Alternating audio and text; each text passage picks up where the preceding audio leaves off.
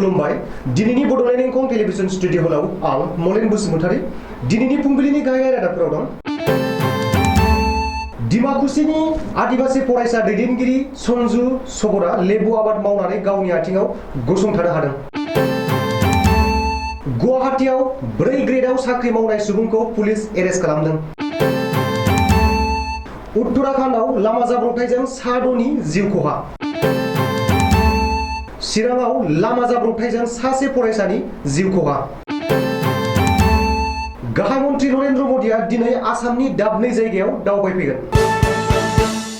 दानिया फैदो आबुं रादाबाव।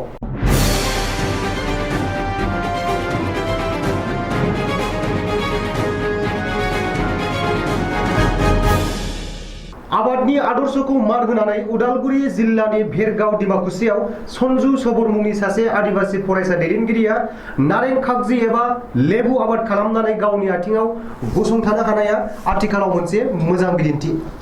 गासै 3 बिगा हायाव नारें लेबु आबादखौ गायनानै 4 सुबुंखौ मुखुब खालामनानै बेखार जेंनाखौ बोस्रांनायनिबो मोनसे बिदिन्थि दिन्थिदों। मख'जायोदि जा समाव आसाम आयेन आफादावबो नारें खागजिनि बेसेनखौ बांहोनायनिबो राहा खालामबाय। सासे 4 ग्रेडआव जब खालामग्रा सुबुंखौ टेट सार्टिफिकेट फानना घुस लानायनि दायाव पुलिसआ एरेस्ट खालामदों। गुवाहाटी GMCH हस्पिटालाव 4 ग्रेडआव जब खालामनाय गौतम दास मुंनि सुबुङा टेट सार्टिफिकेट बानायनायनि मुङाव गोबां सुबुंफोरनिफ्रायनो गुगल पेनि गेजेरजों 5,000 रां घुस लायोमोन। नाथाय गौतम दासनि बेबायदि आखुखौ गुवाहाटी GMCH हस्पिटालनि सुपारिनटेन्डेन्ट अभिजित शर्माया GMCHनि बिबानगिरिफोरनो गौतम दासनि बेबायदि आखुखौ खोन्थाना होजोबो आरो पुलिसनिसिम कमप्लेन फाइल थिसनथाय होयो। दायो गुवाहाटी फायार पुलिसआ टेट सार्टिफिकेट बानायग्रा आरो घुस लाग्रा गौतम दासखौ एरेस्ट खालामबाय। आथिखालाव गारि मटरनि होंगो दोंगो बांनायनि जाउनाव एक्सिडेन्ट जाना सुबुंफोरनि जिउ गोमानायाबो अनजिमा गैया जालांबाय। उत्तराखंडनि पाउरी गारवाल सिङाव थानाय साखिसाइलाव बोलेरो पिकआप गारिया गाव हारसिंनो हरखाबै ब्रेक फेल जाना गोजौ लामानिफ्राय हाखराव गलाङो। हरखाबै ब्रेक फेल जाना बोलेरो पिकआप गारिजों लामा जाब्रबथाय जानाय जायगायाव गासै 6 सुबुंनि जिउ खहा जादों आरो 5 गोब्राब जोखोम जायो। दायो जाथायाव जिउ गोमानाय सुबुंफोरखौ पस्टमर्टेमनि थाखाय देहा फाहामसालियाव थिसनथाय होबाय आरो गोब्राब जोखोम जानाय 5 सुबुंफोरखौ गोख्रों देहा रैखाथि होनो थाखाय देहा फाहामसालियाव थिसनथाय होबाय होनना सुलुङाव फोरमायदों। मोनसे दुखुनांथाव जाथाय गोख्रों लामा जाब्रबथायजों सासे फरायसुलिनि जिउ खहा।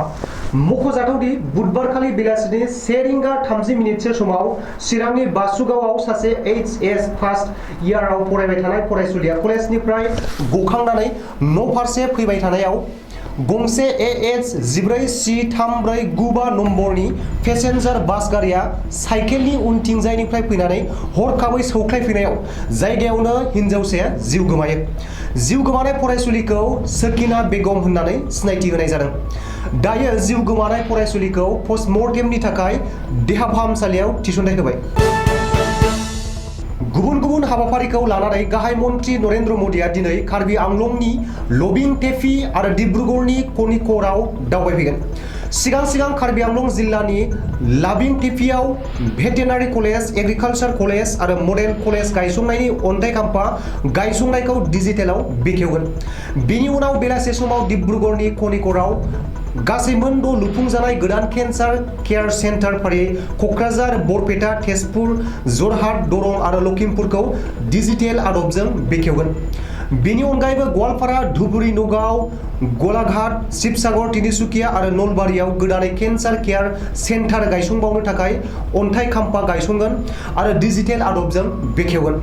सुलुङाव फोरमायथिनाय बादिब्ला टाटा इन्स्टिटिउटनि हेफाजाबाव आसाम सोरखारा बैफोर केन्सार केयार सेन्टारफोरखौ गायसंनाय जादों।